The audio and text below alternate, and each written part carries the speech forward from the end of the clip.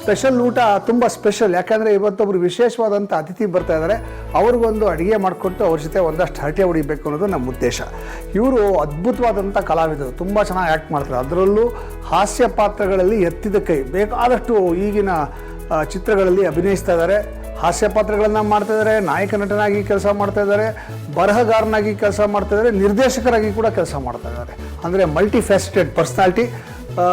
ಮೂರ್ತಿ ಚಿಕ್ಕದಾದರೂ ಕೀರ್ತಿ ದೊಡ್ಡದು ಅಂತಾರಲ್ಲ, ಅದಕ್ಕೆ ನಿಜವಾದ ನಿದರ್ಶನ ಅಂದರೆ ಇವರೇ. ಯಾರು ಅಂತ ಯೋಚನೆ ಮಾಡ್ತಾ ಇದ್ದೀರಾ? ತಡ ಮಾಡೋದು ಬೇಡ, ಕರೆದ್ಬಿಡ್ತೀನಿ. Ladies and gentlemen, please welcome Nagabhushan NS.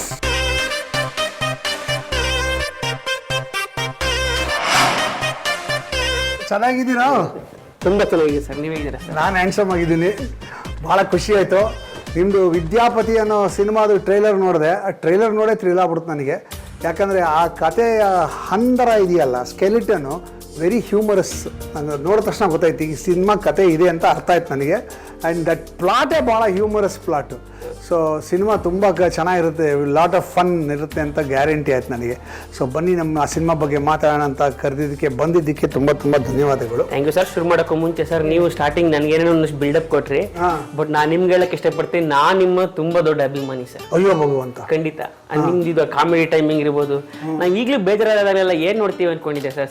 ನಾವು ಟಿವಿಲೆಲ್ಲ ಹಾಕೊಂಡು ಏನು ನೋಡ್ತೀವಿ ಅನ್ಕೊಂಡು, ಇದೇ ಗೌರಿ ಗಣೇಶ. ಹೌದಾ ಸರ್? ಇದು ಸತ್ಯ ಸರ್. ನೀವು ಯಾರು ಬೋರ್ ಆದಾಗ ಜೀವನದಲ್ಲಿ ಏನಾರು ಹಾಕೊಂಡು ನೋಡ್ತಾರೆ ಅಂದರೆ ಅದು ಹಳೆ ಕಾಮಿಡಿ ಸಿನಿಮಾಗಳು ಮಾತ್ರ. ಅದರಲ್ಲೂ ನೀವು ಮಾಡಿದಂಥ ಪಾತ್ರಗಳು, ಆಮೇಲೆ ನೀವು ಆ ಸಿನಿಮಾಗಳು ಎಲ್ಲ ಈಗಲೂ ಎಷ್ಟು ನಗು ತರಿಸುತ್ತೆ ಸರ್. ಅದು ಅಂದರೆ ಅದು ನನಗೂ ಅಥವಾ ಯಾರು ನಮ್ಮ ಅಣ್ಣನ ಮಕ್ಳು ಇರ್ಬೋದು, ಅವ್ರು ನೋಡ್ರೂ ನಗ್ತಾರೆ. ಅದೊಂಥರ ಜನರೇಷನ್ ಆತೈತ. Thank you thank you. ಭಾಳ ಖುಷಿ ಆಯಿತು. ತುಂಬ ತುಂಬ ಚೆನ್ನಾಗಿದೆ ನಿಮ್ಮ ಟ್ರೈಲರು. ನಾನು ತುಂಬ ಕ್ಯೂರಿಯಸ್ ಆಗಿದ್ದೀನಿ ಸಿನಿಮಾ ನೋಡಬೇಕು ಅಂತ. ಸೊ ಅದ್ರ ಬಗ್ಗೆ ಸ್ವಲ್ಪ ಒಂದಷ್ಟು ಮಾತಾಡೋಣ. ನಿಮ್ಗೆ ಏನೋ ಒಂದು ಅಡುಗೆ ಮಾಡ್ಕೊಡ್ಬೇಕು, ಏನು ಬೇಕೋ ಕೇಳಿ ಮಾಡ್ಕೊಡ್ತೀನಿ ಸರ್. ನನಗೆ ಅಡುಗೆ ಅಂತ ಏನು ಬೇಡ ಸರ್. ನನಗೇನಾದರೂ ಶಕ್ತಿಗೆ ಬರೋಂಥದ್ದು ಏನಾದ್ರು ಮಾಡ್ಕೊಡಿ ಸರ್. ತಾಕತ್ಕಿ ದವಾ.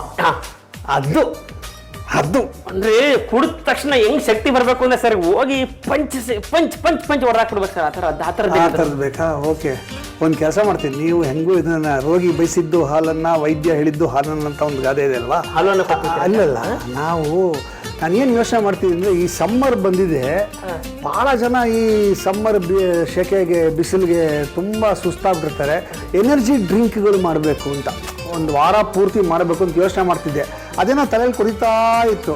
ಈಗ ನಿಮ್ಮಿಂದನೇ ಸ್ಟಾರ್ಟ್ ಮಾಡ್ಬಿಡ್ತೀನಿ. ಅದರಲ್ಲಿ ಪ್ರೋಟೀನ್ ಇರುತ್ತಲ್ಲ ಸರ್? ಎಲ್ಲ ಇರುತ್ತೆ ಸರ್, ಗ್ಯಾರಂಟಿ. ತಾಕತ್ಗಿದ್ದಾವ. ನಾನು ಯೋಚನೆ ಮಾಡಿದ್ದೇನೆಂದರೆ, ಈ ಸೆಕೆ ಕಾಲದಲ್ಲಿ ಆ ಸುಸ್ತನ್ನ ಎದುರಿಸೋಕ್ಕೆ ಏನಾದ್ರು ಮಾಡಬೇಕು ಅಂತ. ಅದು ನಮಗೆ ಜಾಸ್ತಿ ಶಕ್ತಿನ ಕೊಟ್ಟರೆ ಯಾಕೆ ಆಗಬಾರ್ದು ಅಲ್ವಾ? ಸೊ ನಿಮಗೆ ಶಕ್ತಿ ಕೊಡುವಂಥ ಒಂದು ಡ್ರಿಂಕ್ ಮಾಡ್ಕೊಡ್ತೀನಿ. ಅದಕ್ಕೆ ನಾವಿಟ್ಟಿರೋ ಹೆಸರೇನೆ ಶಕ್ತಿ ಶರ್ಬತ್ ಅಂತ. ಶಕ್ತಿ ಶರ್ಬತ್ತು. ನಾವು ಇದ್ದಾಗ ಶಕ್ತಿ ಮದ್ದು ಅಂತಂದು ಬಾಲಮಂಗಳದಲ್ಲಿ ಬೇಕಾಯ್ತು ಸರ್.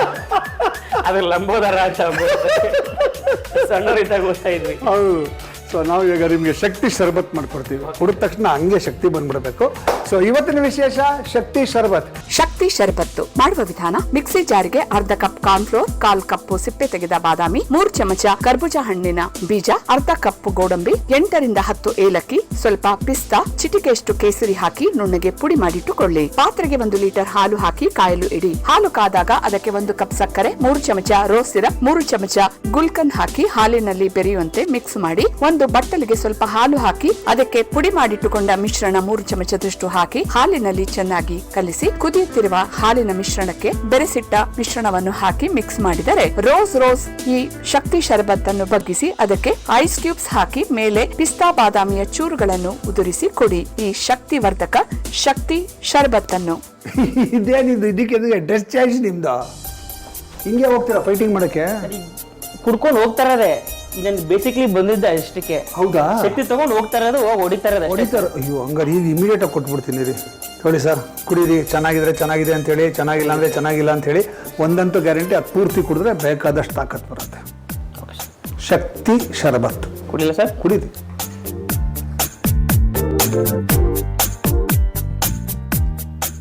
ಮಾಡಿ ಸರ್. ಚೆನ್ನಾಗಿದೆಯಾ? ಮುಂದೆ ಐಸ್ ಕ್ಯೂಬ್ ಸಿಗ್ತಾರೆ.